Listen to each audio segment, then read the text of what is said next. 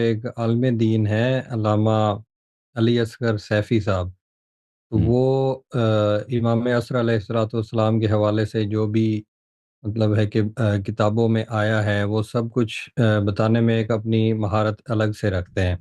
جی یہ ان کے مطلب چاہنے والوں کا ایک کلیم ہے۔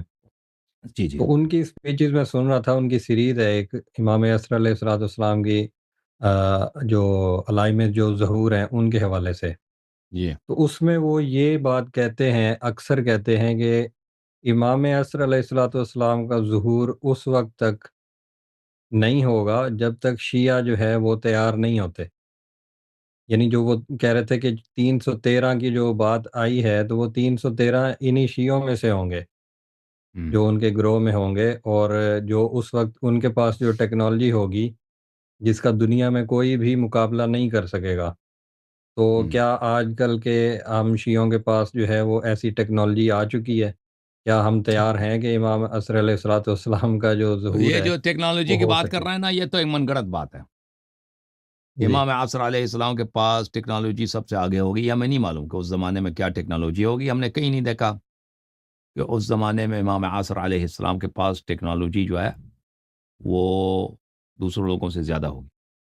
ان کے پاس اعجاز ہوں گے، ان کے پاس مولا رسول اللہ صلی اللہ علیہ وسلم کا زرہ ہوگا، تلوار ہوگا، اور علم ہوگا، پیغمبر کا علم۔ جب پیغمبر کا علم وہ کھولیں گے تو اس کا مقابلہ کوئی لشکر نہیں کر سکا۔ یہ احادیث میں موجود ہے، ٹھیک ہے نا۔ یہ جو آپ باتیں بتا رہے ہیں، یہ لگتا ہے مجھے یہ شخص اپنے سے کچھ من گڑت باتیں لوگوں کو سنا رہا ہے۔ اور جہاں تک 313 کا تعلق ہے، یہ شیعہ دیکھیں 300، یہ اہل بیت اصل میں یہ ہے کہ اللہ تعالیٰ ان کے جو یہ حدیث میں یہ ہے کہ ان کے جو شرائط ظہور ہیں وہ اللہ تعالیٰ اچانک فراہم کر دے گا، کہ بالکل لوگوں کو توقع بھی نہیں ہوگی کہ مولا آ رہے ہیں۔ لوگ بالکل ایسے اچانک ناگہاں آئیں گے کہ کسی کو توقع نہیں ہوگی، اور بہت جلد اللہ تعالیٰ ان کے مقدمات ظہور کو فراہم کرے گا، ٹھیک ہے نا۔ یہ ان کے متعلق ہے۔ اور علائم ظہور جو ہے نا، جو علائم ظہور کے طور پہ احادیث نقل کی جاتی ہیں، اس میں سے تو اکثر بہت عرصے سے، صدیوں سے پورے ہو چکے ہیں، صدیوں سے پورے ہو چکے ہیں۔ لیکن جو خاص علائم ظہور ہیں، جیسے سیحا ہے آسمان سے سیحا ہے، سفیانی، یہ تو ابھی تک ان میں سے کوئی پورا نہیں ہوا، ٹھیک ہے نا۔ اب ان کا ظہور کب ہوگا یہ اللہ تعالیٰ جانتا ہے، اس کا وقت ہمیں نہیں بتایا گیا۔